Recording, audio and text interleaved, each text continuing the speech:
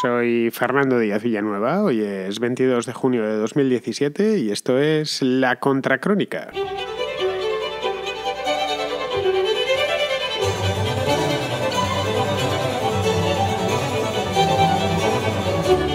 Durante estos días, la Organización de Estados Americanos, la famosa OEA, ha estado reunida en Cancún, en la Costa Maya, en México, un lugar bien bonito, por cierto. Pues teniendo en cuenta que era el gobierno mexicano el anfitrión de la reunión, pues tuvo la deferencia de promover una declaración condenatoria del régimen, un régimen ya plenamente dictatorial, no vamos a ponerle adornos, de Nicolás Maduro.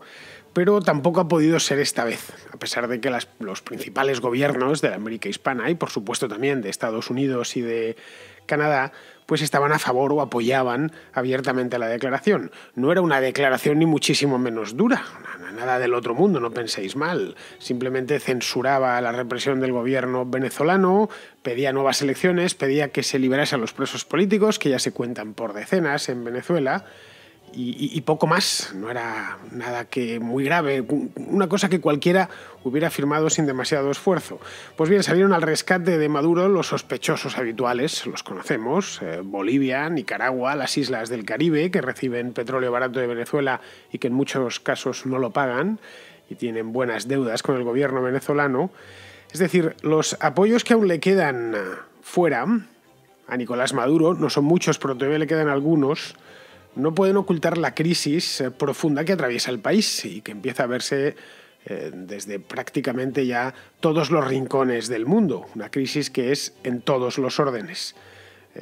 Es algo que es difícil de ocultar por más que se empeñen. La oposición lleva 80 días en la calle y ha pedido ya formalmente no reconocer al gobierno.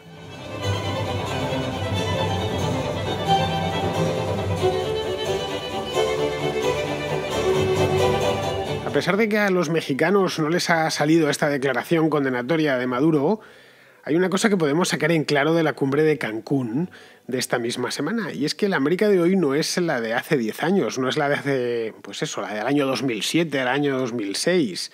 En aquel entonces a Chávez le sobraban los amigos y además cada año ganaba uno nuevo. Acordaros, los que podáis acordaros por cuestiones de edad, cómo estaba el patio en el año 2005, una cosa así. Aparecía un gobierno bolivariano nuevo, cuando no dos gobiernos bolivarianos nuevos cada año. Hoy nada de eso, es casi un sueño para los gobernantes actuales de Venezuela, pero hubo un tiempo en que era así. Fueron los años dorados de la Revolución Bolivariana, cuando aquello era nuevo, era una novedad, y el barril se pagaba a $140. Claro, todo eran sonrisas, todo eran felicitaciones, y además la economía venezolana no estaba destruida del todo, y todavía quedaban cosas que robar, en una palabra. Cuando un país cae, especialmente un país tan rico como Venezuela, cae en manos de una banda de salteadores de caminos, como son los de Maduro y los suyos, o Chávez y los suyos, básicamente, la banda de Chávez Gang, podríamos decirlo en inglés, pues tardan un tiempo. Especialmente, ya digo, si el país es muy rico. No es lo mismo que si, no lo sé, cae Haití en manos de una banda de estas, pues habría poco que robar. Entonces se notaría desde el principio. En cambio, en Venezuela pues les ha costado 15 años arruinarla del todo. Hoy, de hecho, solo queda, digamos, del grupo fuerte de los chavistas, internacionalmente quiero decir, de los chavistas irredentos, solo les queda Nicaragua, Bolivia y algunos islotes, tipo San Cristóbal y las Granadinas, San Cristóbal y Nevis se llama, la otra es San Vicente y las Granadinas, son islas realmente pequeñas, porque hasta antiguos aliados como Ecuador o El Salvador o Trinidad y Tobago, que están frente a las costas de Venezuela, se abstuvieron de la declaración esta que promovieron los mexicanos. Pero si escarbamos un poco más en la historia, lo que descubrimos es que hasta la abstención de estos países han tenido que comprarla. El Salvador, por ejemplo, le debe a Venezuela algo así como $900 millones. Y la República Dominicana, que también se abstuvo, bastante más, unos $4.000 millones. Casi todo provienen estas deudas de envíos de petróleo dentro del programa Petrocaribe, que era un programa creado por Chávez para clientelizar básicamente estados pequeños del Caribe. Lo de Petrocaribe, el Caribe está lleno, ahí están las grandes Antillas, que son de habla española, pues Cuba, la República Dominicana, la propia Puerto Rico, y después están las pequeñas Antillas, que son de habla inglesa o incluso francesa, que son islas muy pequeñitas y relativamente fáciles de clientelizar, por lo tanto, que viven poco menos que del turismo, con muy poca población. Pues bien, el programa Petrocaribe iba buscando, en fin, eso, que estos países se convirtiesen en clientes ad eternum de su gobierno, cosa que parece mentira, pero es uno de los legados más definitivos y más duraderos del propio chavismo. A la República Dominicana, de esos 4.000 millones, hace un par de años, creo que fue, no sé si en 2015 o en 2016, Maduro les prometió hacerles una quita. El resultado lo tienen aquí, ahora se han abstenido. Es decir, estas cosas se prometen primero y después se recogen los resultados. Bueno, lo cierto es que quien se ha dado, a pesar de todo, quien se ha dado un buen costalazo en esto es México, especialmente Luis Videgaray, que es su ministro de Asuntos Exteriores, su canciller, que llaman por ahí, ¿no? Que se las veía felicísimas sacando adelante una declaración histórica, porque es que las matemáticas no le daban. Para sacar adelante una declaración conjunta dentro de la OEA hacen falta 23 votos a favor, que vendría a ser algo así como 2/3 de la Asamblea. Pues bien, Videgaray solo consiguió 20, y es una pena, pues le faltaron 3, precisamente esos 3 que se abstuvieron. Se abstuvo alguno más, creo que se abstuvieron 5, que son estados clientelizados ya sea por deudas o porque quieren seguir recibiendo petróleo barato. Son países, ya digo, muy pequeñitos. De cualquier manera, a Maduro le siguen quedando apoyos, es decir, no muchos, pocos por pura convicción, como puede ser el caso del gobierno nicaragüense de Ortega o el gobierno boliviano de Morales. Esos van a estar a las duras y a las maduras, y la mayoría por interés. De hecho, algo así se debieron oler en Washington, porque a la cumbre esta de Cancún ni siquiera fue Rex Tillerson, no se dejó caer por allí. Es decir, lo suponía, decía, no vamos a sacar absolutamente nada en claro, debió hacer un cálculo más o menos de quién es quién dentro del mapa americano, y vio de antemano que de allí no iba a salir nada. Y efectivamente no salió nada. De cualquier modo, esto es lo que sucede en el frente externo, que es quizá el que más va a los periódicos, y me consta que a los venezolanos de dentro es un tema que les afecta lo que se piense del país fuera, si realmente se les está apoyando, sobre todo porque no se les ha apoyado demasiado. Es decir, nos parecerá muy poco lo que se está haciendo, y efectivamente se hace poco, pero vamos, recordad que hace unos años no se hacía absolutamente nada. A Chávez, de hecho, lo iban bañando en abrazos por todas las cumbres que se presentaba, y Chávez viajaba mucho. Fuese al país que fuese, todo eran abrazos, todo eran sonrisas, todo eran apretones de manos. Así que, si somos sinceros con nosotros mismos, lo que podemos constatar es que tan mal no está la cosa. Porque, claro, tenemos que compararlo no con lo que debía ser, sino con lo que era. Lo que debía ser, pues sí, efectivamente, lo que debía ser es otra cosa bien distinta. Es de entrada que hubiese pasado esta condena. Pero es que nunca se había llegado tan lejos. Esa es la realidad. Bien, esto es fuera. Dentro de Venezuela, que es donde está el verdadero problema, lo de fuera, estas cosillas que suceden en Cancún o estas declaraciones más o menos altisonantes que hacen de un tiempo a esta parte diplomáticos argentinos o peruanos o mexicanos, pues no dejan de ser los fuegos artificiales de un problema, de un festejo, si metámoslo entre comillas, que tiene lugar dentro de la propia Venezuela. Y dentro de la propia Venezuela van ya 80 días de manifestaciones prácticamente diarias. En Caracas, desde luego, son prácticamente diarias, y diarias si contamos toda Venezuela. Es decir, en algún punto del país todos los días ha habido alguna protesta o alguna manifestación desde principios del mes de abril. La oposición, además, con muy buen tino, ha decidido no dar tregua al gobierno, lo cual demuestra que más o menos han entendido de qué va la cosa y qué es lo que se están jugando. Aquí en la Contracrónica, que he tratado este tema bastante en los últimos, desde luego el último año muchísimo, y sobre todo desde que empezaron la última oleada de protestas, ya en el mes de abril, pues no sé si he hecho 2, 3 o 4 programas, sí, unos 3 o 4 más o menos, monográficos sobre esta historia. Pues creo haber repetido en más de una ocasión que este pulso lo tiene que sostener la oposición como sea, porque se juega muchísimo, bastante más de lo que pensamos, por lo menos de lo que pensamos fuera. Precisamente para animar a los de Cancún, a los que estaban reunidos en México, la oposición convocó una manifestación este mismo lunes, la dieron por televisión, yo estuve viendo unos cuantos clips aquí en España. Una desgracia, mataron a un chico, un menor de edad, un chico de 17 años, que bueno, lo asesinaron literalmente la Guardia Nacional Bolivariana, que fui a mirar el número de víctima mortal que era, no lo sabía, no sabía si eran ya 60 o 70, bien. Este chico, que se llama Fabián, por cierto, hace el número 75. En 80 días, 75 muertos. Nos sale prácticamente a un muerto al día. Esto nos viene a decir que la Guardia Nacional Bolivariana, que no deja de ser un cuerpo de policía, en principio, como cualquier otro, pues está utilizando fuego real. Caray, que la cosa ha llegado hasta tal punto que el gobierno brasileño ha cancelado las exportaciones de gas lacrimógeno a Venezuela. Al parecer, el gas lacrimógeno tiene que pasar autorización, como lo consideran un arma, obviamente, y cualquier exportación desde Brasil tiene que pasar una autorización gubernamental. Pues las ha prohibido solo para Venezuela, sabiendo el uso que el gobierno de Caracas está dando al gas lacrimógeno. La cuestión es que cuanto más muertos echa la Guardia Nacional Bolivariana a la pira, más crecen las llamas, en lugar de sofocarlas. Que era, yo creo, justo lo contrario de lo que pensaba Maduro en el mes de marzo, a finales de marzo, cuando empezó todo este problema. Suponía que con los primeros caídos, y cayeron muy rápido, es decir, esto no es cosa de las últimas 2 semanas, es desde el principio, la policía en Venezuela está matando manifestantes desde las primeras 2 semanas, pues desde el principio, desde los primeros muertos, servirían como ejemplo, es decir, asustarían al resto de la población. Y para el mes de mayo, no digamos ya para junio, la cosa se habría calmado. ¿Qué es lo que sucedió en definitiva en las manifestaciones aquellas del año 2014? Acordaos.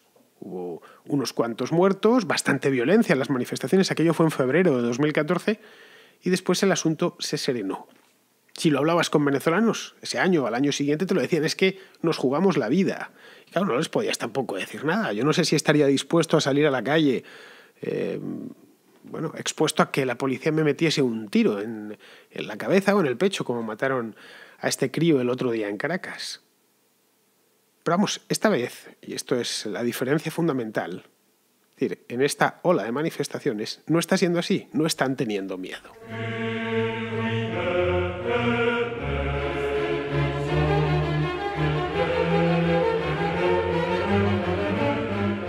Y no están teniendo miedo, probablemente porque la desesperación es tal que el venezolano de a pie está dispuesto a cualquier cosa, incluso a perder la vida, incluso a dejarse la vida en el intento. Ya tienes que estar muy desesperado para que salgas a la calle a unas sabiendas de que la policía te puede matar.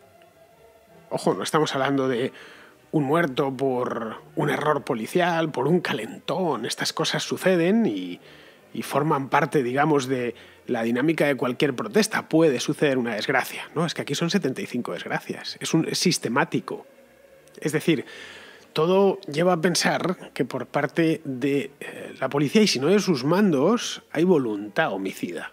Si no, no se puede explicar que en 80 días hayan matado a 75 personas. Ya decía, casi un muerto al día. Y la mayor parte de ellos por un balazo. La pistola no se dispara sola, ¿eh?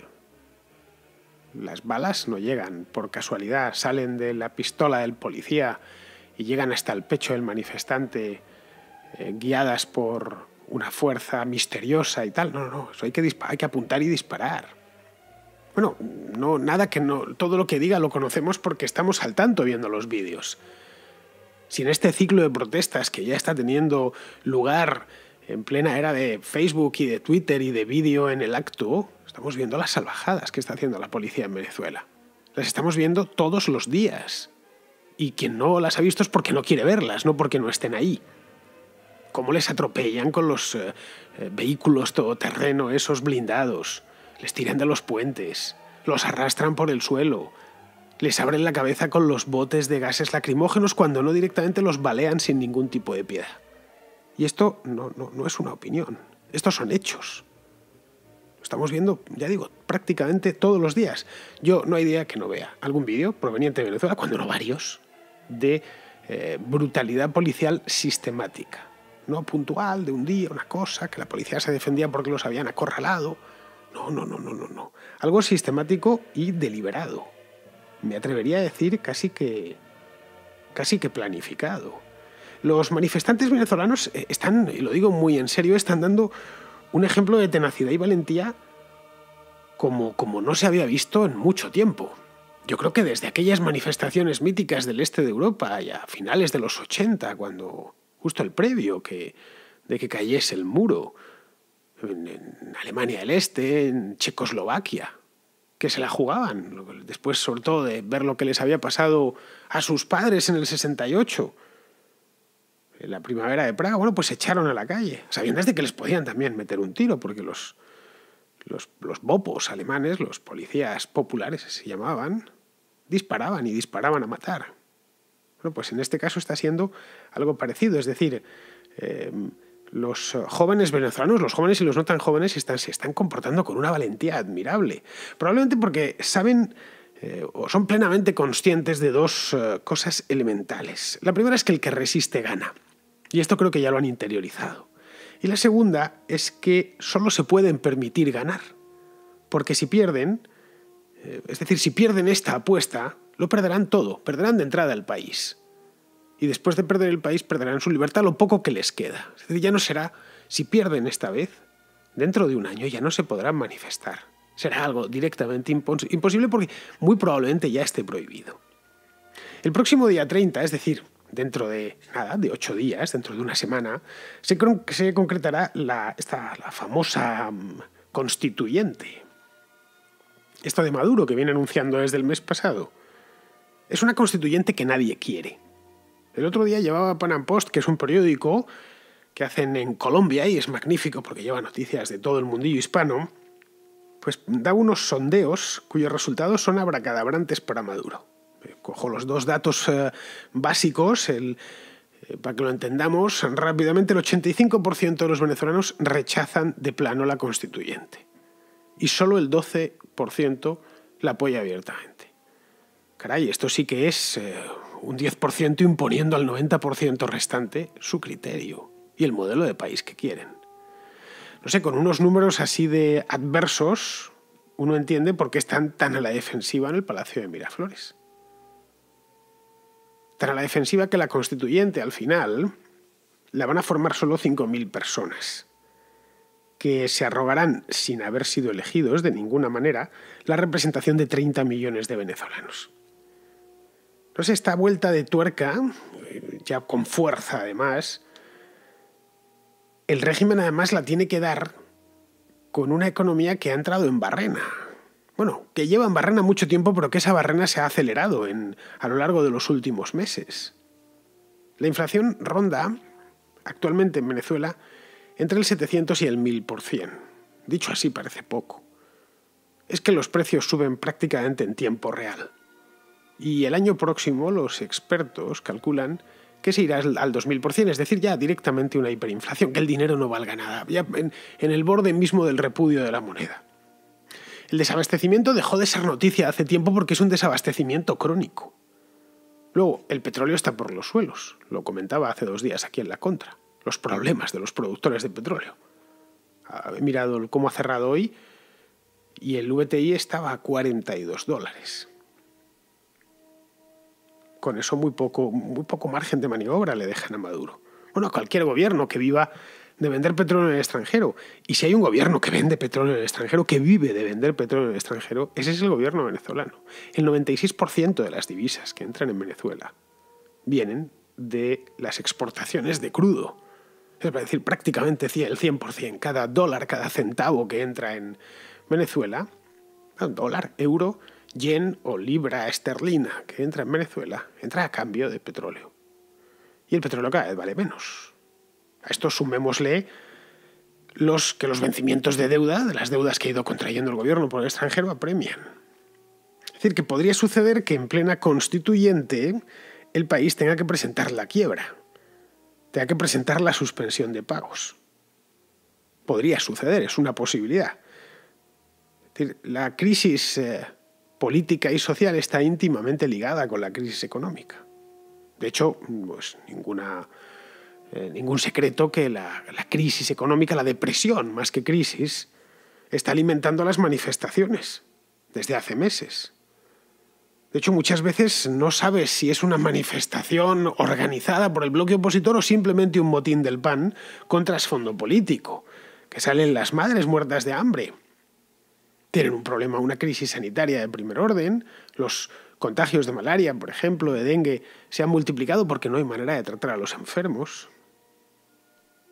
Para que nos hagamos una idea, este dato es real.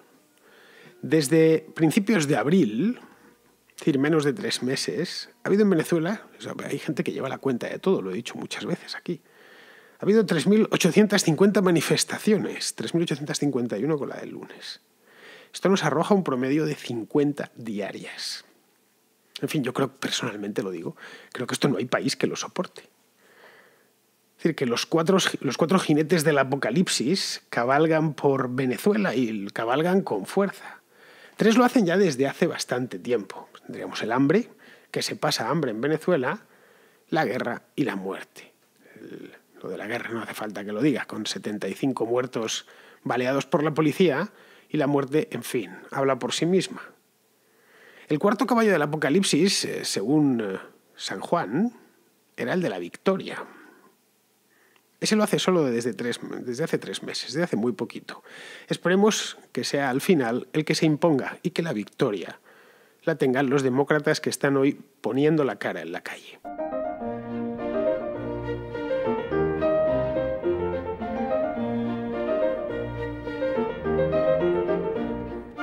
Me pasa Arturo Romero, que es de Chihuahua, de México, me pasa un anuncio publicitario, me pasa un link de YouTube concretamente, de cuando Hugo Chávez lanzó el Bolívar fuerte, hizo la famosa reforma monetaria. Fue hace muchísimo tiempo, yo pensaba que había sido algo más tarde, pero no, fue en el año 2008, claro, el tiempo, suponía, el tiempo pasa demasiado rápido, esa es la cruda realidad, pensaba que era más joven el Bolívar fuerte y no, tiene ya prácticamente 10 años de vida. Pues bien, para lanzarlo y que los venezolanos lo aceptasen, el gobierno encargó una campaña propagandística, una campaña publicitaria que dieron por televisión. Y como todo, está en YouTube, por supuesto. Y Arturo ha tenido el detalle de buscarlo, encontrarlo y enviármelo. Así que, bueno, mejor que nos lo cuente él. Hola Fernando, te dejo este video que habla de la campaña cuando se intentaba promocionar el Bolívar fuerte. Y lo que me hace mucha gracia es que en el video aparece la oposición hablando sobre escasez, inflación y todo lo que estamos viendo. Ese video es del 2008 y pues se cumplió. No sé qué piensas tú de él. A mí me pareció muy bueno. Pues no os voy a dejar con las ganas, ahora que ya os he dado yo el previo. Arturo os ha contado de qué va la campaña, pues, en fin, lo suyo es, no puedo ponéroslo para que lo veáis, porque esto es un programa de radio, pero sí, al menos podéis escucharlo y además os podéis hacer una idea general. El Bolívar fuerte, la nueva cara de la moneda, que consolidará nuestra... ¡Ay, qué fastidio! Otra vez medio malo. Vamos a ver qué va a decir de esto. ¡Pueblo! Vengo a advertirte seriamente sobre la reconversión monetaria. El supuesto Bolívar fuerte. Ahora tu vida va a ser bien difícil. Todo se va a encarecer. Eso generará inflación, devaluación de la moneda. Habrá desabastecimiento, fuga de inversiones, pasarás hambre. Esta dictadura, habrá miseria.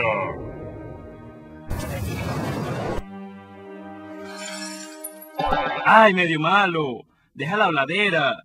La reconversión monetaria es una medida que simplificará el uso del dinero y se realizará para fortalecer nuestra moneda y consolidar el crecimiento de nuestra economía. Con el Bolívar fuerte, el pueblo se fortalecerá. ¡No! ¡Auxilio! El cambio es fácil. Bolívar fuerte, la nueva cara de la moneda. En fin, yo creo que habla por sí solo. La voz esa como de ultratumba que aparece, si veis el vídeo podéis buscarlo en YouTube. Son unos dibujos animados, no muy buenos, la verdad. Y el malo, el medio malo, es un tío gordo con capa y con una cabeza en forma de televisión. Y así con unos dientes afilados con forma de sierra. Eso es como la propaganda soviética de la peor especie. Esto se daba. Bien, pues en concreto el medio malo en este caso acertó de pleno. Pero bueno, para que veáis que los hispanos somos una nación perfectamente integrada, integrada también para lo bueno. Un tío en Chihuahua envía a otro en Madrid un vídeo hecho en Venezuela en 2008 y todo a una velocidad de vértigo justo el día en el que el tío de Madrid se pone a hablar de Venezuela. Habéis visto que esto de Internet nos ha venido a los hispanohablantes como anillo al dedo. En fin, bueno, pues tengo una cosita más. Creo que me va a dar tiempo a meterla, aparte de Pizarro, por supuesto. Tengo una cosita de Pedro, que es de Tenerife, aunque el tema va para largo, de ahí que no sé si dejarlo ya para mañana. Estamos hoy a jueves, pues creo que lo voy a dejar para el viernes, Pedro de Tenerife. Lo que pasa es que no quiero ir luego con prisa porque me plantea un tema del que me interesa hablar con un poco más de tranquilidad. Así que me lo he escuchado, Pedro, lo tengo aquí, me he preparado la respuesta. El tema es que tu mensaje es más largo, un poquito más largo de lo habitual, y mi respuesta también lo va a ser. Así que antes de responder deprisa y corriendo porque se me acaba el programa, prefiero llevármelo para mañana y hacerlo con más calma. Así que vamos a pasar directamente de cabeza. Vamos a pasar a Pizarro, que nos quiere comentar, darnos su análisis breve, conciso y acertado sobre el caso de Mato y Meyer que estamos teniendo en Madrid y que ya parece que da sus últimos coletazos. Que un político utilice los recursos públicos que gestiona para obtener intereses particulares es lo esperable por la conducción humana del político y lo constatado desde que existe la política. Que sea delito la corrupción y no lo sea establecer las condiciones que la incentivan, me resulta sorprendente. Imaginar que hay corrupción justificable o tolerable es moral de lacayo. No ha ocurrido nada nuevo, nada novedoso, nada presentable. Tan solo otro fugaz y desagradable vistazo de cerca al cadáver vestido de mariscal que es la política. Un cordial saludo de Pizarro. Pues queridos amigos, hasta aquí ha llegado la contracrónica de hoy, contracrónica dedicada en su práctica integridad a Venezuela, y lo que te rondaré, Morena, porque hasta que los venezolanos no recuperen la libertad, yo seguiré haciendo contracrónicas monográficas sobre lo que pasa allí. Y cuando las recuperen, pues espero hacer contracrónicas monográficas sobre lo bien que les va a los venezolanos, aunque ya sabéis, las buenas noticias, por lo general, no son noticia. Es una pena, pero es así. Muy bien, queridos amigos, pues con esto me despido de vosotros. Hasta mañana.